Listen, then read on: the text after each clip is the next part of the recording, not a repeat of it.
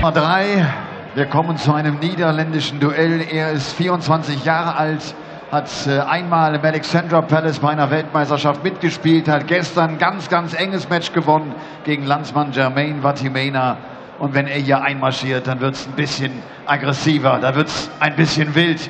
Vergesst eines nicht, der Mann will auch nur spielen. Herzlich willkommen, the Titan, Dirk van Duijvenbode.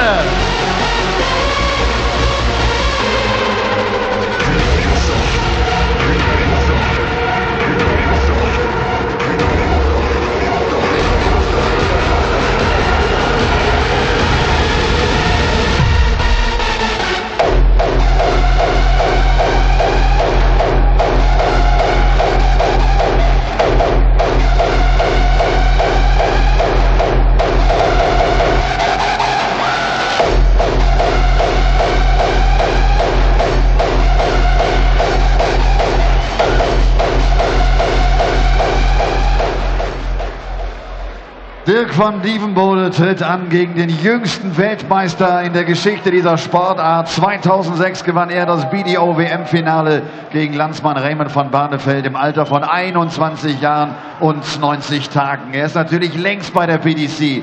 Er ist einer aus den Top 10. Er hat in diesem Jahr seine zweite Premier League-Saison gespielt. Die aktuelle Nummer 8 der Welt, The Cobra, Jelle Klaasen!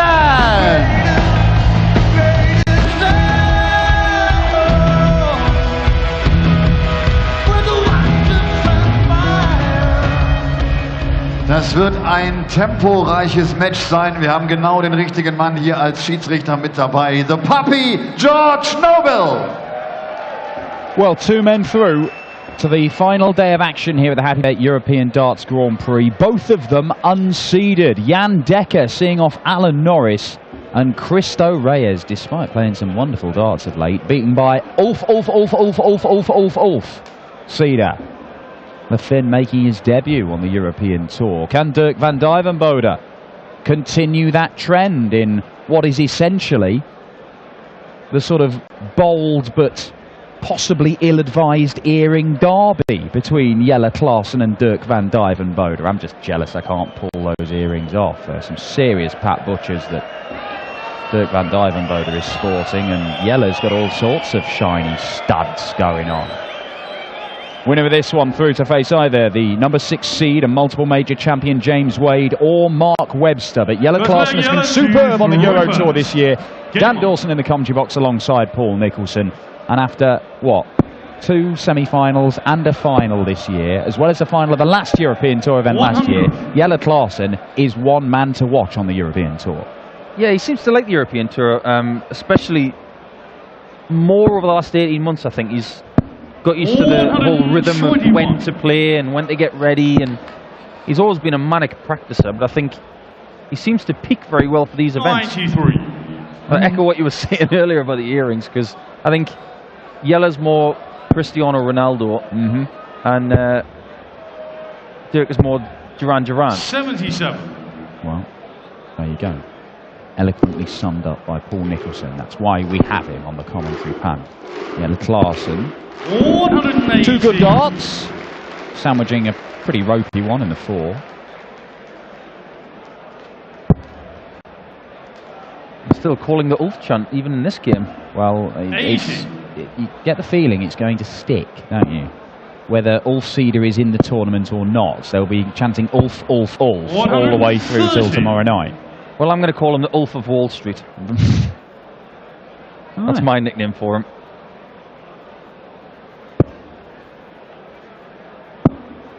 Oh, Klaasen, first leg. 97. Very good stuff. 60. Under 100 after 12. That's steady stuff. Single 20 and tops will give him the first leg. So a couple of adjustments with the dart. No problem.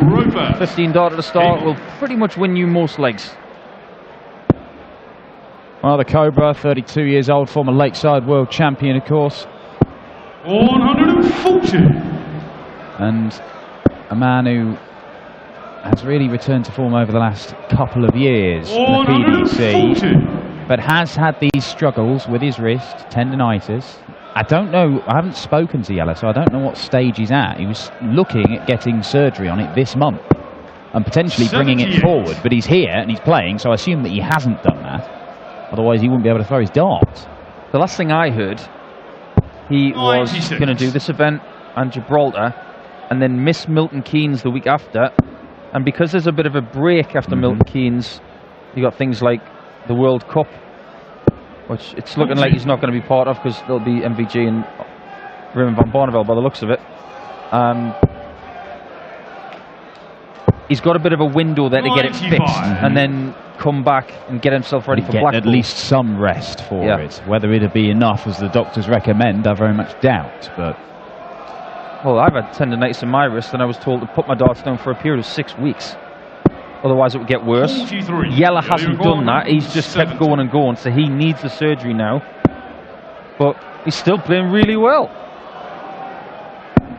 105. Well, down to 65. Dirk van Duijvenbode saw off Jermaine Wattermena yesterday in one of only 2 games that went the distance. 6-5 he won it. He's given himself a chance here. Ton 40 leads 60, but Jelle Klaasen desperate to see this hit the 25. That is not what he wanted. Only gets the 1 dart at double 6. And 1 dart is not enough for the Cobra. The Titan to level the game. Tops. 10s. 40. Well, he did move for the tops, but he chose not to move back for double 10. He's ruining that decision, but Klaasen now has 1 route and 1 route only. That's 1 double 1. Madhouse, not so mad. The Cobra strikes 2-0 to Jelle Klaasen. Well, Dirk averaged 94 yesterday as Jelle unable to produce the 180. And in qualifying the night before, he was superb. I mean, he only dropped 2 legs in 3 games. So of the likes of RJ Rod number 2, Roby John Rodriguez, Michael Tafner, Alessandro Conte. 44. But to do that, he evidently must be in some decent form. He seemed to show that again against Wattermena with 11 legs and averaging in the mid-90s. He started the match mega, really well. And then Wattermena came back at him and he could have lost the match, but fair play to the DVD man. He played a brilliant last leg and thoroughly deserved the victory. Well, even if he plays at that level, it may not be enough to see off Jelle Klaasen with how he has played so far on the European Tour. Dirk van Duijvenbode has been around for a number of years now. He's still only 24. He's a young man, but he's too old for the development tour. So he's had his last year on that. He has not claimed a title of any sort in the PDC. Not Challenge Tour 1, not a Development Tour 1. He's been in quite a number of finals, but he's not gone on and actually won one. He's had a 9-darter though, wasn't he? He has had a 9-darter relatively recently, in fact. But the frustrating thing for Dirk, and indeed his supporters, must be that there's evidently a talent there, and he's given it a go. He's played for a number of years and played a lot of darts. There we go. There's a little cabal of Dutchmen watching on, including the Black Cobra, Jeffrey Svar, Jan Dekker down there as well. 6 for tops. Double 10. 36. Making things a little bit tricky, Jelle Klaasen. When you say cabal of Dutch darting talent, you mean they're going to take over the world? Well, I mean, certainly there's one of them that seems intent on doing so. Using the word cabal. You've been watching the Blacklist, haven't you? That is not one, the one behind, the one in the green shirt. I know it looks like one, but it's not in. Tops. Next to it, 1s. And he's like to do it last time. It's like a Dutch mafia. And Dirk is part of that mafia, because he's still playing. Tops. A 2-1 down. 40. That one was a bit of a flyer. No score. But he's going to come straight back in a flash. 40. Wow, this is not pretty.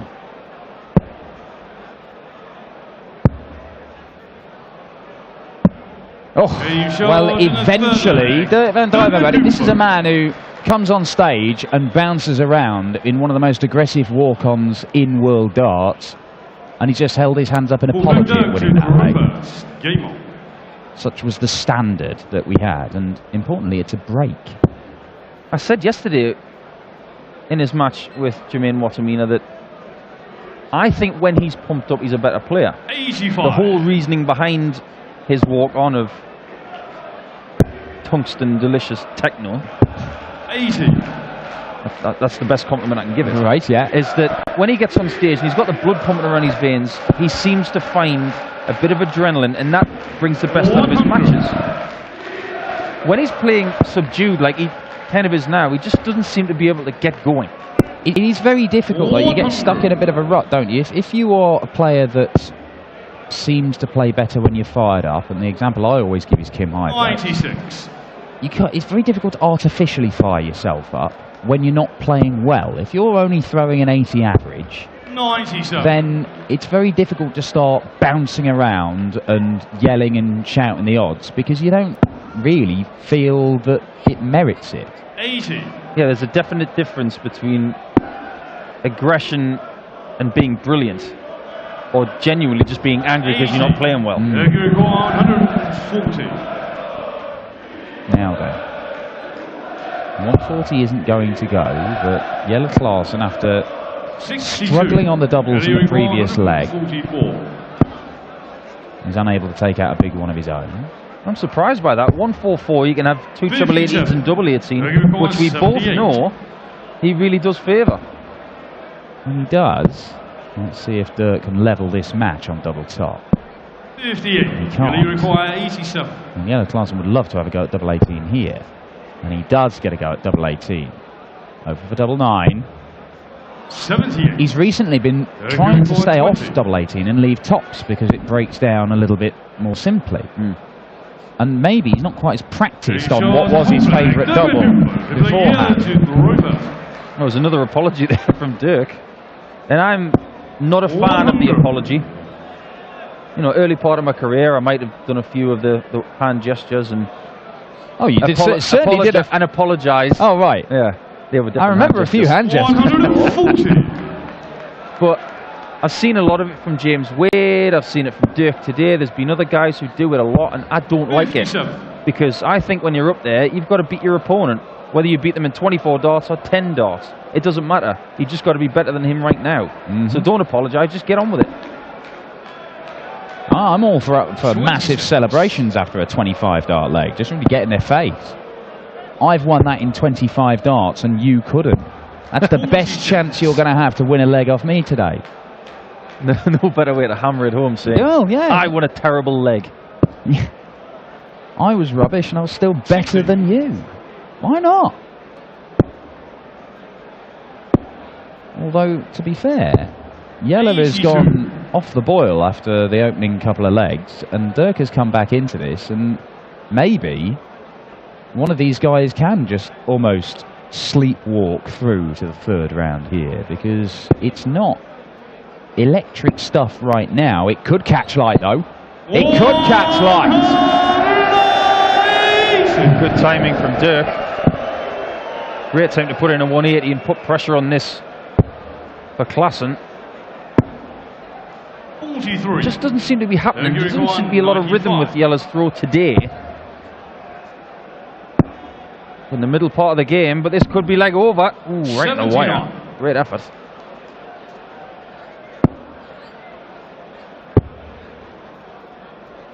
If you're going to have a sticky patch, you'd rather have it now than right at the end of the game. 78. Dirk requires 16. Yeah, well, there's time for him to turn it around, but oh my word, he's bust his score, and we've seen that before from Dirk van Duijvenbode. Vincent van der Voort would have something to say about that, I'm sure. Oh, is he going to go the bullseye, do you think? No. No, he is not. Treble for double, because he loves double 19, Jelle Klaasen. He's a big fan of hitting two of those for a 76 finish. Only needed the one on this occasion, pins it well, and just stops the rot. But that is a big, big let-off, because Dirk van Duijvenbode should have had more darts for the leg, busting with his first one. 100. I'm a big fan of using the 19s a lot. There's a lot more guys are doing it nowadays. Things like 114 finish. Single leaves 95. 140. Is exactly what Jelle's just done, treble and double. 133 is another one. Treble 19, double 19, double 19. 43. It seems like a bit of a Hollywood shot or an exhibition shot, but when you look at the size of the segments, it makes sense. And they're ones you're 79. regularly going for. You know, if you block off the path to the treble 20, I know some players move to the 18s by preference, but the majority of them move to the 19s as Klaasen fires in his first maximum. So if you're going for that target a lot, then you should be comfortable. It's just that double. Do you put the practice in on the double 19s, Matt? Well, you should. You should practice 45. the doubles that you don't necessarily go for as often, more than the ones that you do. Because you never know when you might need it. 58. Yeah, we've seen titles won on strange doubles. Titles won on double 1. 60. Well, the late great Yeah, Phil no, Nixon was 120. known for his ability to hit double 7. Especially under pressure. 100. Turkey record Now. 124. Dirk van Duijvenbode missed darts to take a 3-2 lead. He is not going to get a go at a double from 1-2-4. And that means that Jelle Klaasen could re-establish a 2-leg cushion here. 24. Double 10 for the Cobra. He only required 20. Shaking his head. He's not happy with how this is going. But he can't really complain with that scoreline. Sometimes you got to win ugly. Game on. If you can win brilliantly and win ugly as well, 96. Well, makes it pretty dangerous. Yeah, well, I mean, having seen Alan Norris and Christo Reyes, the two seeded players in action so far, both go out of the tournament, then Jelle Klaasen should be thanking his lucky stars that his unseeded opponent here has not taken all the chances that have been offered to him. Not as yet, anyway. And we'll see if he can jump on a few more if the Cobra offers any up. 100. He does seem in quite a generous mood today, Jelle.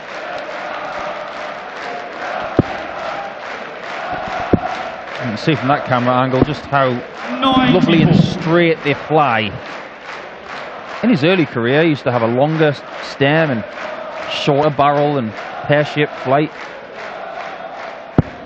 Well, He was away from the game for a little bit, and he came back with completely unconventional darts, which have got more waves in them than a, Kelly Slater surfing competition. And then a big flight, which seems to have straightened everything up. 95. And when he's on, he can get them very close together. He can nestle those things brilliantly.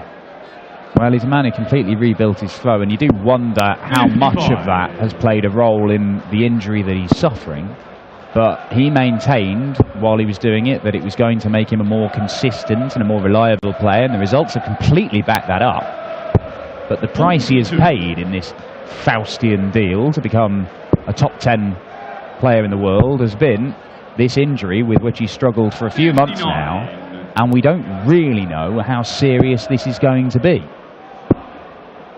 But he has shown, particularly on the European Tour, at the start of this year, and indeed throughout the last 2 years, really, it's only Michael van Gerwen who keeps ending his dreams in most European Tour events. Unfortunately, everybody's got someone like that. 100. Look through the history of the sport. Phil Taylor ruined the dreams of Dennis Priestley many a time, and Peter Manley, and quite a few others. 74. Turkey record 130. Now then, Dirk. Big moment this.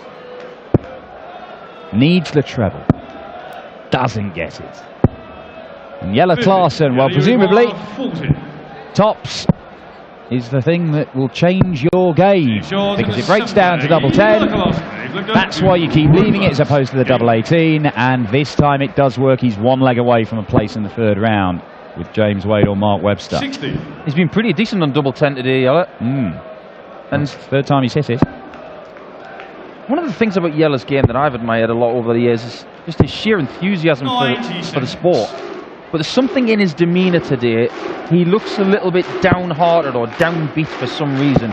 Could be anything. Something that's happened in the back room. 60. Maybe just feeling a bit tired today. We are about a few months into the season where we've played a lot of darts. Sometimes you just have an off day. But I tell you what, 96. if you can win on an off day, that makes you a good pro. Well, I think it's probably to do with his performance level. It's difficult to be up there happy and bouncing around when you're averaging 80. But then again, you look at the legs for column and it's 5 and he's 1 away. And that is the only stat that matters. 93.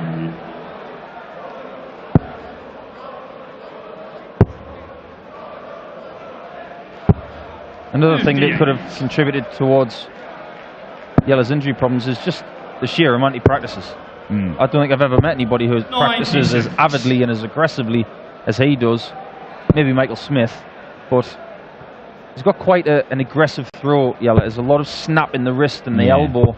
And when he's doing that, like he has for the last 10 years, there are circumstances where it may potentially do something to you.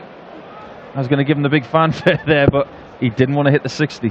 He didn't want to do a Dirk. No, he certainly didn't. And, okay, he didn't get a match start in the last visit, but he does get one now, and he only needs the one. Dirk van Duijvenbode's tournament comes to an end, and Jelle Klaasen is through to the final day of action on the European Tour. Once again, can he match his runs to at least the semi-finals? That's what he's done in every single Euro Tour so far this year. This is the fourth one, and he is 2 wins away from the semis, 3 from the final, and 4 from a first ever Euro Tour title. Jelle Klaasen will face James Wade or Mark Webster in tomorrow's 3rd round. But right now, for me, the game of the afternoon session, the informed Rob Cross against the wizard Simon Whitlock.